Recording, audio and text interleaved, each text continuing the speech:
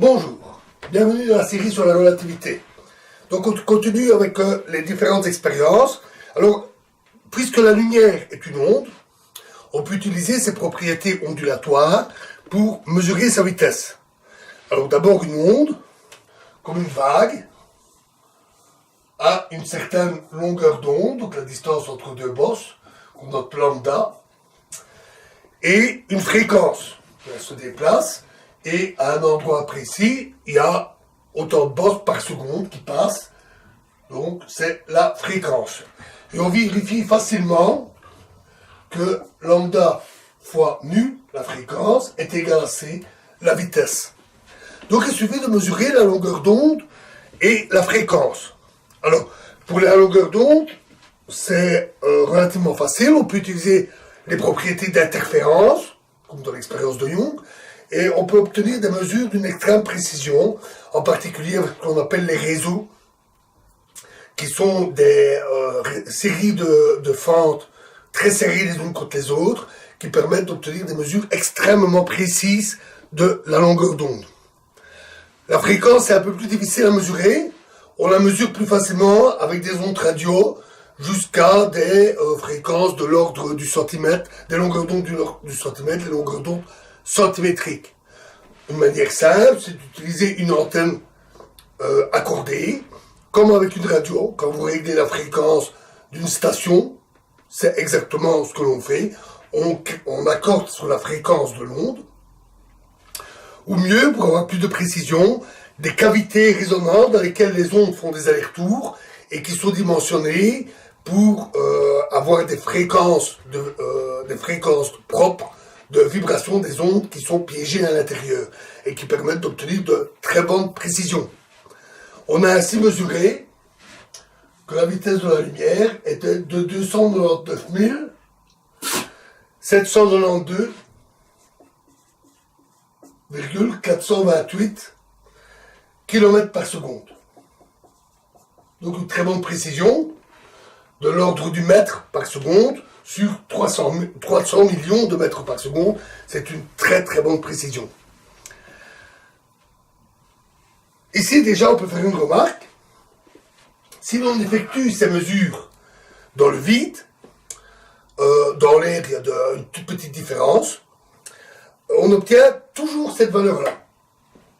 Et ce, quelle que soit l'onde, radio ou lumineuse, quelles que soient les circonstances, le lieu, quel que soit le mouvement de la source qui émet l'onde et du récepteur, même quand ils sont en déplacement l'un par rapport à l'autre.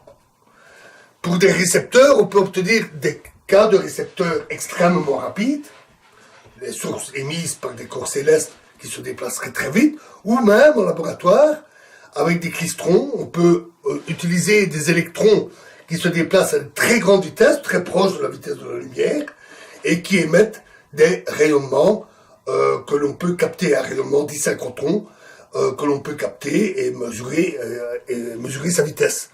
Et on obtient toujours cette vitesse C. Et pour les récepteurs, c'est un peu plus difficile, parce que c'est des appareillages, il faut pouvoir les déplacer, on peut avoir quelques milliers de kilomètres heure dans des satellites ou dans des avions. C'est plus faible, mais la précision est quand même suffisante, parce qu'on mesure la précision de l'ordre du mètre par seconde. Donc, si on a des mesures, c'est des récepteurs qui se déplacent à des centaines de kilomètres heure, on devrait observer une différence, et on n'a pas. La vitesse C mesurée est toujours la même. Elle est indépendante de la vitesse de la source et de la vitesse du récepteur. C'est quelque chose sur lequel nous reviendrons, bien entendu.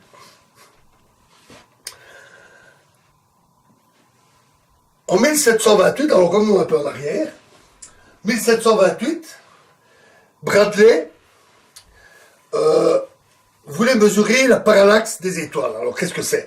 Mais quand vous avez un objet qui est dans une certaine direction que vous regardez avec un œil, puis vous fermez l'œil, vous le regardez avec l'autre, il y a un léger décalage. C'est quelque chose que l'on constate facilement avec les objets de notre entourage. C'est dû au fait que la direction d'observation est légèrement différente. Alors, avec des étoiles, inutile d'essayer, elles sont situées à des milliards et des milliards de kilomètres, l'effet de parallaxe est beaucoup trop faible. La différence de direction est infime. Le parallaxe dépend de la distance. Et donc, même avec des télescopes qui seraient placés à des milliers de kilomètres sur la Terre, c'est encore insuffisant. Mais la Terre se déplace. Elle parcourt une orbite autour du Soleil, et donc à 6 mois d'intervalle, elle est séparée, elle occupe 2 points séparés d'environ 300 millions de kilomètres, et donc, avec un écart de 300 millions de kilomètres, on peut espérer mesurer une différence d'angle. Bradley a échoué. Alors, pourquoi? Parce que, en fait, la parallaxe est très faible. Les étoiles étaient beaucoup plus loin que ce que lui, il imaginait. Du moins, c'était trop faible, l'effet était trop faible pour la précision des mesures disponibles au XVIIIe siècle, ce que pouvait faire Bradley. De nos jours, par contre, c'est utilisé.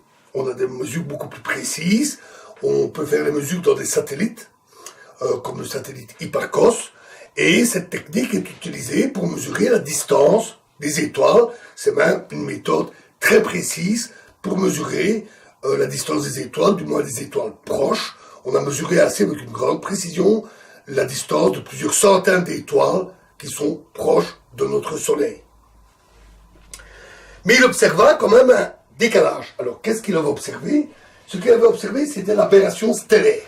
Alors, qu'est-ce que c'est? Ben, considérons une bille qui chute verticalement, à la vitesse c. Elle tombe verticalement. Considérons maintenant un tube. La bille se trouvant là, au départ. Et le tube se déplace. Évidemment, s'il ne se déplace pas à la bonne vitesse, la bille va toucher les parois. Mais supposons qu'il déplace juste à la bonne vitesse pour qu'un peu plus tard, la bille se trouve ici quand le tube s'est déplacé. Dans ce cas-là, la bille va tomber dans le tube au fur et à mesure que le tube se déplace. Et du point de vue du tube, d'un petit bonhomme qui sera à l'intérieur du tube, la bille se déplace donc le long du tube en diagonale. Ce phénomène est appelé l'aberration. Elle est due au mouvement du tube et de la bille. Vous pouvez observer ce phénomène facilement. Quand vous êtes en voiture et que la pluie tombe bien verticalement, ce qui arrive régulièrement, elle tombe bien droit quand il n'y a pas de vent, le fait de rouler donne cette aberration, comme si la pluie tombait en diagonale vers votre voiture. Beaucoup de pluie arrive sur le pare-brise avant, très peu ou aucune goutte sur le pare-brise arrière. C'est quelque chose de très connu, hein. Quand vous roulez en voiture, il n'y a pas de gouttes qui tombent sur le pare-brise arrière, à part éventuellement des éclaboussures. Mais dès que vous vous arrêtez à un feu, par exemple, automatiquement, des gouttes commencent à tomber sur le pare-brise arrière. Ce phénomène, qu'on décrit ici pour une bille ou un corpuscule, est vrai aussi pour une onde. On peut considérer le front d'onde et des portions du front d'onde qui se comportent exactement de la même manière.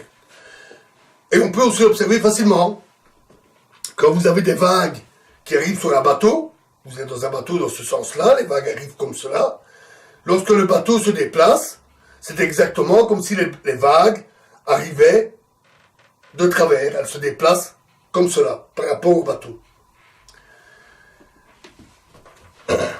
Et donc, c'est vrai aussi pour les étoiles et la lumière. Et donc, vous avez une étoile située à la verticale, disons l'étoile polaire, et la lumière arrive verticalement vers le sol. Oui, mais la Terre se déplace, exactement comme ici. Et donc, il va y avoir un décalage, et la position apparente de l'étoile sera légèrement inclinée. Malheureusement, ça ne suffit pas pour mesurer l'angle, parce que ce phénomène est constant. Pour savoir quel est l'angle d'aberration, il faudrait savoir où aurait dû être l'étoile. Et tout ce qu'on voit, c'est une image, une seule, celle-là. Heureusement pour nous, là aussi la Terre tourne autour du Soleil. Et à 6 mois d'intervalle, la Terre tourne dans un sens, puis tourne dans l'autre, tous les 6 mois. Et donc, au bout de 6 mois, le mouvement de la Terre est dans l'autre sens, et donc, l'angle d'aberration sera inversé. Et en comparant la position des étoiles à 6 mois d'intervalle, on peut ainsi mesurer cet angle. Mieux encore, la Terre ne tourne pas tout à fait comme un cercle autour du Soleil. Elle parcourt une ellipse. Une ellipse peu marquée, mais quand même assez nette. Et donc, si on prend le Soleil, la Terre parcourt en fait une ellipse. Et à cause de ça, l'angle d'aberration de l'étoile, la position de l'étoile, la position apparente, forme aussi une ellipse.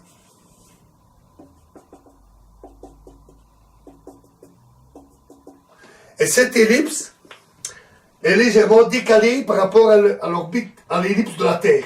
Il y a un léger décalage. Pourquoi? À cause justement de cette inclinaison. À cause de cette inclinaison des droites, cela provoque un léger décalage de l'ellipse. C'est ce qui permet de la distinguer de la parallaxe. Avec la parallaxe, il n'y a pas de décalage. L'ellipse serait orientée exactement comme celle de la Terre. Et c'est ce qui permet à Bradley de comprendre qu'il avait observé l'aberration stellaire, dû au fait que la vitesse de la lumière n'est pas infinie. Il observa une mesure, un angle d'aberration de 41 secondes d'arc. Alors, on mesure les angles en degrés, ou en radians. 1 degré, 360 degrés pour un tour. 1 degré, ça correspond à 60 minutes d'arc. Et 1 minute d'arc à 60 secondes d'arc, un peu comme pour les heures. Et donc, 41 secondes d'arc, c'est très peu, hein. C'est 1/100 de degré. Mais, Bradley a pu le mesurer avec une bonne précision. On peut calculer aussi la vitesse de la Terre. Et la vitesse de la Terre, en fonction, elle tourne en un an. Elle est à 149 millions de kilomètres du Soleil. Et donc, sa vitesse est de 30 kilomètres par seconde.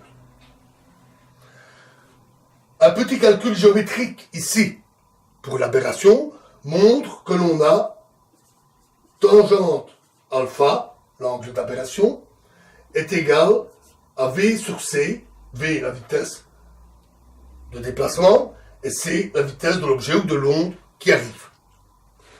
Avec 41 secondes, et 41 secondes d'arc et 30 km par seconde pour la Terre, cela donnait une vitesse de 300 000 km par seconde. Première mesure effectuée après Rømer, nettement plus précise que Rømer. Et bien avant les mesures en laboratoire.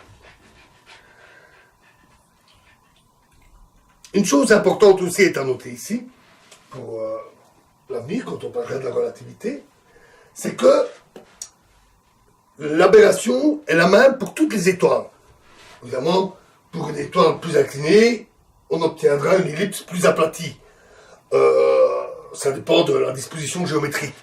Mais on constate que les valeurs trouvées correspondent à une vitesse c constante, et ce, quelle que soit l'étoile. Et il n'y a aucune distorsion. L'ellipse, c'est toujours une ellipse. Et ce, même pour des étoiles qui sont elles-mêmes en mouvement. Des étoiles qui elles-mêmes bougeraient. Et on le constate.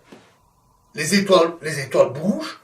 Et pour les étoiles proches, en observant des photos du ciel à quelques années d'intervalle, on constate un déplacement de ces étoiles.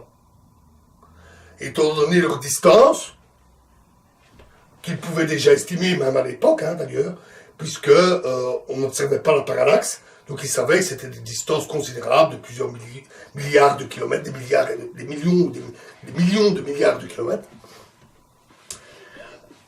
Et donc, avec ce déplacement, ça montre que ces étoiles peuvent se déplacer très vite, à plusieurs milliers de kilomètres par seconde. Et malgré ça, pas de distorsion, toujours la valeur c, constante. De plus, si elle-même, cette vitesse variait, supposons qu'elle est différente, et puis quand elle arrive au niveau de la Terre, qu'elle prenne une vitesse c, en rentrant dans l'atmosphère par exemple. Mais si c'était le cas, si la vitesse variait, les calculs de géométrie, de déplacement des ondes, montrent qu'on obtiendrait des diffractions, comme la lumière qui rentre dans l'eau, qui est déviée, parce qu'en fait, elle va plus lentement dans l'eau que dans l'air, c'est quelque chose que nous avions parlé. Ce phénomène géométrique provoque des distorsions. Et donc, la vitesse c est toujours constante, quels que soient les résultats. Voilà, alors dans la prochaine vidéo, nous attaquerons d'autres expériences intéressantes, les mesures de Foucault pour la vitesse de la lumière dans de l'eau en mouvement. Je vous remercie.